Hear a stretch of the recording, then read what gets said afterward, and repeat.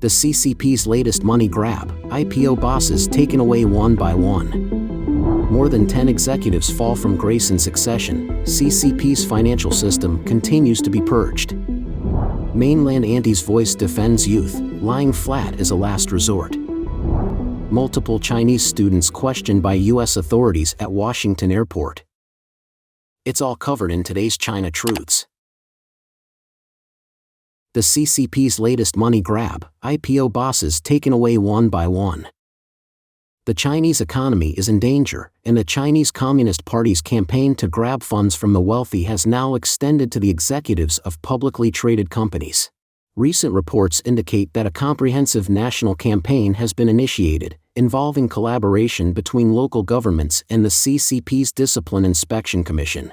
In detail, according to a WeChat conversation screenshot that has been shared internationally, an individual reveals that their acquaintance, a shareholder in a publicly listed firm, felt compelled to flee. The top 3 officials of this company were apprehended by police in Nanchang and Datong cities for problems linked to urban projects from years past. The police demanded a ransom of 30 million yuan, approximately $4.23 million, per individual for their release. Failure to pay would result in detention and sleep deprivation. Notably, the funds for release couldn't be sourced from the company's accounts, as public declaration is necessary, insisting on personal payment. The chat suggests that this situation isn't unique to one region. A member of the group mentioned a friend in Dali, Yunnan, who was told that the cost for freedom there was 20 million yuan, approximately $2.8 million. This friend was similarly extorted. The Discipline Inspection Commission reportedly has set quotas, beginning with provincial investment promotion offices. Any private business owner discovered to have discrepancies is detained, with 30 million yuan being the expected norm that everyone should be able to pay, and the methods that were disclosed are quota-based. 3 months earlier, Evan Osnos, previously a China correspondent for The New Yorker, disclosed that the CCP is conducting audits on billionaires with assets exceeding 30 million yuan, approximately $4.23 million. They are being forced to hand over 20% of their wealth or else face tax investigations. The CCP has now broadened the scope of its wealth harvesting campaign. Online discussions reflect on this, with remarks like, "How did bandits get their start?" It's merely the repetition of old tactics, just a matter of time. Before the CCP came into power, the regime resorted to extortion for fundraising and even boasted about it. For instance, on May 6, 2011, The People's Daily, the CCP's official newspaper, published an article titled "Chinese Recounts the Red Army's Fundraising Secrets," posting notices to extort the wealthy, burning houses if money isn't given. This was based on a report Chinese presented to the CCP Central Committee in 1929. According to Wikipedia, Chinese, 1901 to 1972, a Chinese communist military commander and politician, was influential during both the Chinese Civil War and the Second Sino-Japanese War. In the early period after the CCP's establishment, Mao Zedong had initially pledged to protect capitalists but abruptly changed course in 1952. He imposed a public-private partnership, driving many capitalists to suicide. Between January 25 and April 1, 1952, a period of just over 2 months, 876 capitalists in Shanghai took their own lives, averaging more than 10 per day. Zhu Jiangwo, a scholar of modern Chinese history, remarked that this public-private partnership was inequitable, with no room for negotiation on property values. It was like a capitulation under siege. You had no terms to offer. Merely surviving was considered fortunate. Now, in the midst of a financial crisis, the CCP has once again started to seize funds. Echoing sentiments from the aforementioned WeChat chat, people are advising, "Run, it's imperative." More than 10 executives fall from grace in succession. CCP's financial system continues to be purged. Since the start of the year, over 10 high-level officials in China's financial sector have been removed, with recent probes extending to 2 more Chinese banking executives. This trend is seen as part of Xi Jinping's strategy of economically reduction of lords, targeting politically unreliable or non-compliant figures, though it may not directly address underlying financial crises. Key investigations include Wang Zhibin, former party committee secretary and president of the Hubei branch of the Industrial and Commercial Bank of China, and Yu Zishui, former party committee secretary and president of Shandong Development Bank, both announced on January 25.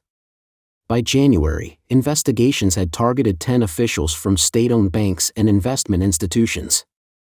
This includes the senior deputy manager of China Construction Bank's Guangdong Provincial Branch and the chief researcher at the Bank of China Research Institute, both investigated on January 16.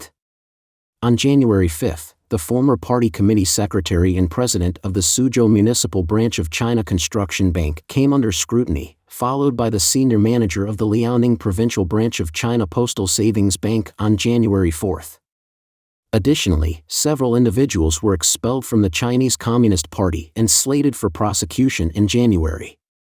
Statistics from last year show that over 100 senior executives in the CCP's financial system were investigated across various sectors such as banking, insurance, and securities trust. Over 70 of these individuals had previously worked in the banking system, making up 67.3% of the total. Notably, at least 40 senior executives from the Big Five state-owned banks, the Industrial and Commercial Bank of China, the Agricultural Bank of China, the Bank of China, China Construction Bank, and the Bank of Communications, were implicated, accounting for 57% of the officials removed in the banking system. Particularly targeted were officials in the bank credit sector who had abused their loan approval authority for personal gain. Strengthening the party's grip on finance. Facing the collapse of China's real estate bubble, escalating local debt crises, increasing bad debts in banks, economic stagnation, and growing numbers of victims from property and trust fund crises, the CCP is heightening its concerns about financial risks to its authority. In response, they're intensifying financial controls, targeting top executives and key officials in the financial sector for scrutiny by the party's discipline inspection bodies. The CCP's crackdown on the financial sector is expected to escalate, as evidenced by the conclusion of the Promoting High-Quality Financial Development for Major Provincial and Ministerial-Level Cadres seminar on January 19 at the Central Party School.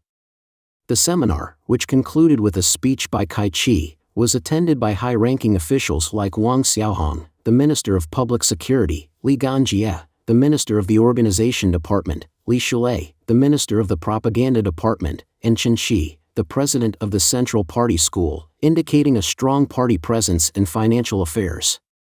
The absence of Premier Li Chan of the State Council and Kai Chi's central role in the seminar, who is typically involved in party construction, propaganda, and ideological work, sent a clear signal: financial control resides with the party, not the State Council.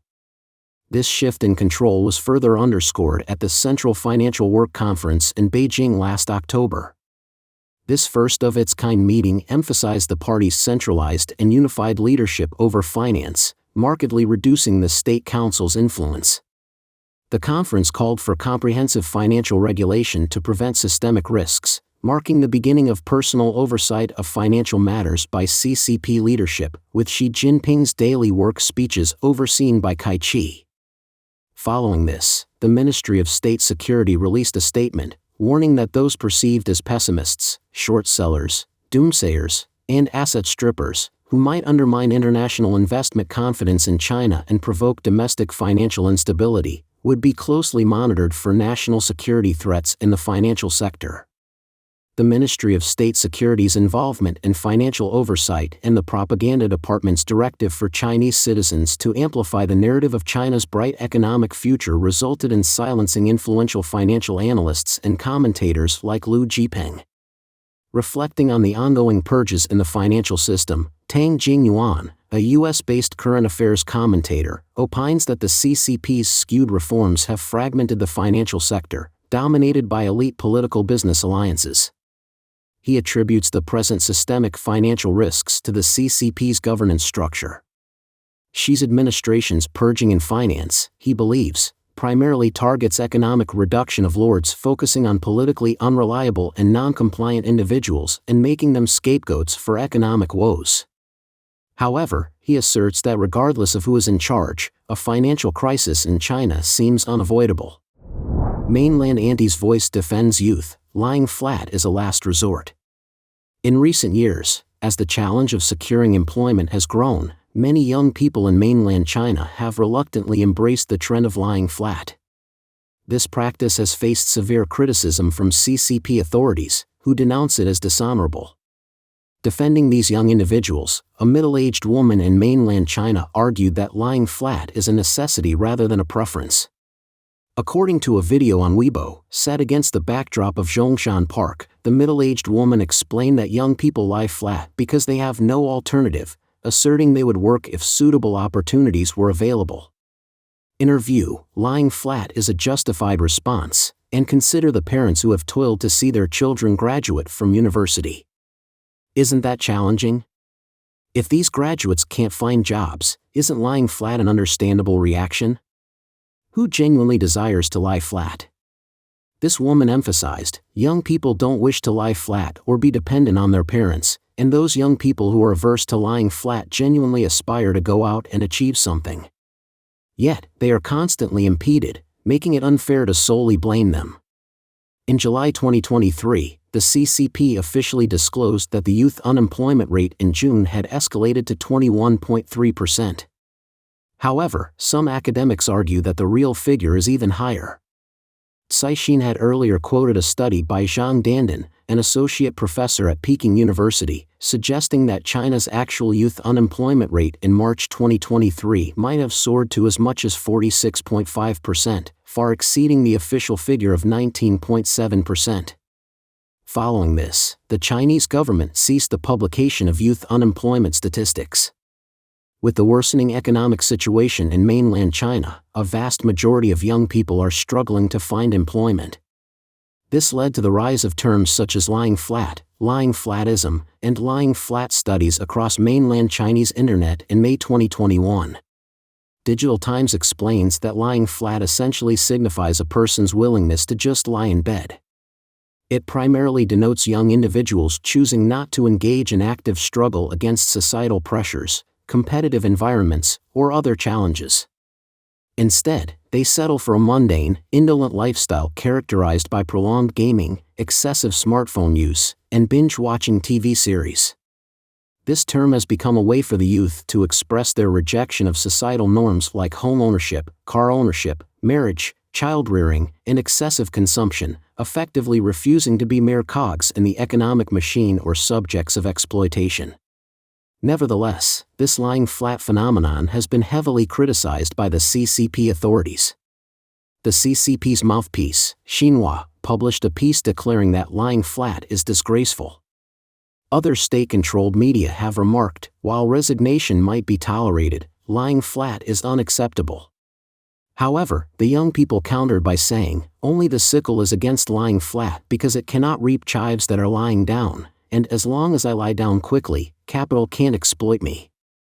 Huang Yicheng, a young individual from the mainland who faced persecution for his involvement in the White Paper movement, shared with Radio Free Asia, presently, China's youth see neither hope nor a future. Under the Communist Party's governance, key roles in both politics and the economy are held by those born in the 1950s. Even those born in the 60s find little opportunity, not to mention the generations of the 70s, 80s, and 90s. In 2021, a WeChat public account published an article titled If Lying Flat, Then Lie Flat, No Need for Apologies. The piece argued that when people exert all their effort and still barely scrape by, lying flat is understandable. Not marrying, not having children, not buying a house, these three refusals can alleviate over 80% of one's worries. Customs and state-imposed disciplines prioritize the needs of the influential, not the freedom and happiness of individuals. In environments dominated by the powerful, survival is tougher, and people tend to gravitate towards the most challenging life mode, producing more soldiers, taxpayers, and consumers. Everything stems from a lie, the root of the problem, promoted by some as a prescription to solve the problem. But in fact, countless poor people work hard and endure at any cost, at most upgrading their hay and stables to give birth to the next generation of cattle and horses. Multiple Chinese students questioned by U.S. authorities at Washington Airport. Recently, a number of Chinese students who are studying in the United States have faced scrutiny, included checks on their electronic devices, and had their visas revoked by American border enforcement officers upon their arrival at Washington Dulles International Airport. On January 29, the Chinese embassy in the United States released a statement revealing that these students were subjected to inspections when returning to the U.S. after visiting China, traveling to third countries, or attending conferences. However, the Chinese embassy did not disclose the specific details or the exact number of Chinese students who underwent these inspections. Earlier, on January 4, Chinese media reported that several dozen Chinese students were questioned and, in some cases, deported upon their arrival in the United States. Among them, Mr. T, a doctoral student at Yale University, returned to the U.S. from China on December 19, 2023. Upon landing at Dulles Airport near Washington, D.C., U.S. Customs officers detained him for an extensive 8-hour interview.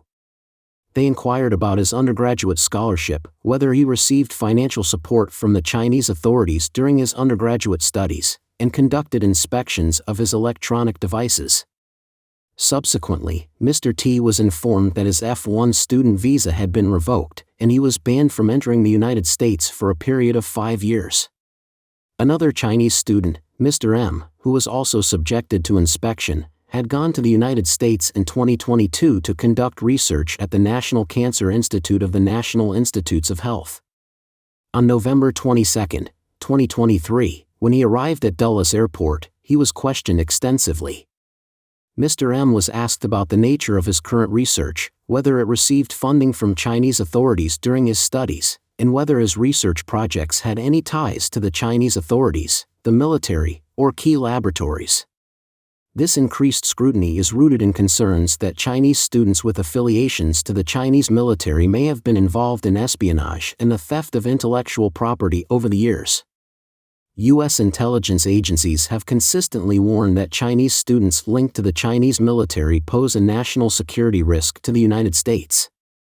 In May 2020, then-President Trump issued Executive Order 10043, which prohibited Chinese students and scholars associated with the Chinese military and holding F visas, student visas, and J visas, exchange visitor visas, from entering the United States.